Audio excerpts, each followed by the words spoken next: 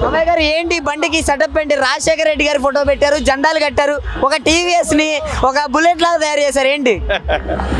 రాజశేఖర రెడ్డి గారు అంటే అభిమానం అండి, అంతులేని అభిమానం. అందువల్ల ఇవన్నీ బండికి కట్టి తిరుగుతూ ఉంటా.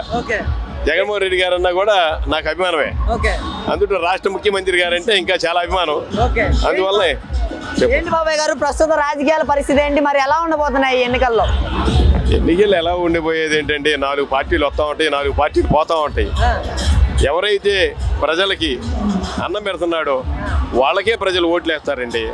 అది మరి ఇప్పుడు ఈ చంద్రబాబు నాయుడు పవన్ కళ్యాణ్ కూటమిగా వస్తున్నారు కదా, ఎలా ఉండబోతుంది అంటారు? చంద్రబాబు నాయుడు గారు పవన్ కళ్యాణ్ గారు కూటమిగా వచ్చినా సరే జగన్మోహన్ రెడ్డి గారే ముఖ్యమంత్రి. మరి జగన్మోహన్ రెడ్డి గారి పని అయిపోయింది, ఇక జైలుకే 3 నెలల్లో అనేసి అంటున్నారు కదా టీడీపీ వాళ్ళు. రాష్ట్ర ప్రజలు ఎవరికి వేయాలో ఓటు వాళ్ళకి తెలుసు, ఎవరిని జైలుకి పంపించాలో కూడా వాళ్ళకే తెలుసు. కాదు బాబాయ్ గారు, జగన్మోహన్ రెడ్డి గారు వచ్చిన తర్వాత చెల్లికే అన్యాయం చేశాడు, చెల్లికే అన్యాయం చేసినాడు, ప్రజలకు అన్యాయం చేయడా అన్నారు కదా. చెల్లికి అన్యాయం ఏం చేయలేదండి. చెల్లి గారు ఓ పార్టీ పెట్టుకోవాలని ఆమె నిర్ణయించుకుంది, చెల్లి ఓ పార్టీ పెట్టుకుంది అంతే. మరి కాంగ్రెస్ లోకి వెళ్ళి ఎందుకని వెళ్ళారంటారు షర్మిలా గారు?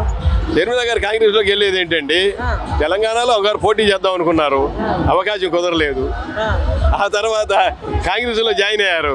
కాంగ్రెస్ లో జాయిన్ అయితే వాళ్ళు ఏమన్నారండి, అమ్మ నీకు పిసిసి ఇస్తాం, ఆంధ్ర వెళ్ళు, తెలంగాణ వద్దన్నారు. సరే అని చెప్పేసి ఆమె గారు ఆంధ్ర వచ్చారు అంతే. కాదండి, మరి జగన్మోహన్ రెడ్డి గారు అన్యాయం చేశారు కాబట్టి కాంగ్రెస్ లో చేరడం జరిగిందనేసి అంటున్నారు కదా. అన్ని ఒట్టి మాటలేనండి, అన్ని ఒట్టి మాటలే. ఆమె తెలంగాణ నుంచి ఆంధ్ర వచ్చింది అంతే. ఆంధ్రలో కూడా పోటీ చేయాలి, ఇన్ని ప్రతిపక్షాలు ఉన్నాయి కదా, మనం కూడా పోటీ చేయాలి. ప్రతిపక్షాలు ఇన్ని ఉన్నాయి, మనం కూడా ప్రతిపక్షంగా కేంద్ర గవర్నమెంట్ సోనియా గాంధీ గారు ఆమె గారు ఏసీసీ అధ్యక్షురాలు ఇక్కడికి వేశారు, ఇక్కడ ఆమె కూడా పోటీ చేయాలని నిర్ణయించుకున్నారు. కాదండి, ఇన్ని పార్టీలు కలిసి వస్తున్నాయి కదా, వీళ్ళని చూసి జగన్మోహన్ రెడ్డి గారు భయపడ్డా అంటారా? ఏమండి, జగన్మోహన్ రెడ్డి గారు ఎన్ని పార్టీలు వచ్చినా భయపడవలసిన పనే లేదు. నమ్మకం ఏంటి జగన్మోహన్ రెడ్డి గారు అంటే? జగన్మోహన్ గారు ఎందుకనంటే అండి, అమ్మఒడి వేస్తున్నారు, 46 సంవత్సరాలు దాటిన అక్క చెల్లెములకి వేస్తున్నారు, చేనేత కార్మికులకి డబ్బులు వేస్తున్నారు, మిషన్ కుట్టే వాళ్ళకి డబ్బులు వేస్తున్నారు, లాయర్లకి డబ్బులు వేస్తున్నారు, ఆటో వాళ్ళకి డబ్బులు వేస్తున్నారు. మరి జగన్మోహన్ రెడ్డి గారు సామాన్యమైన పనులు చేయట్లేదు కదండి. బీసీలకు అన్యాయం చేస్తున్నాడు జగన్మోహన్ రెడ్డి వచ్చిన తర్వాత అనేసి అంటున్నారు కదా. బీసీలకు అన్యాయం చేయట్లేదండి. బీసీలు అంటే ఆయనకి అంతులేని ప్రేమ అండి.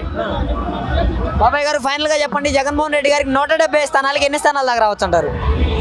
మరి ఇన్ని పార్టీలు కలిసి వస్తున్నాయి కాబట్టి జగన్మోహన్ రెడ్డి గారి మీద పోటీగా 120 సీట్లు వస్తాయండి.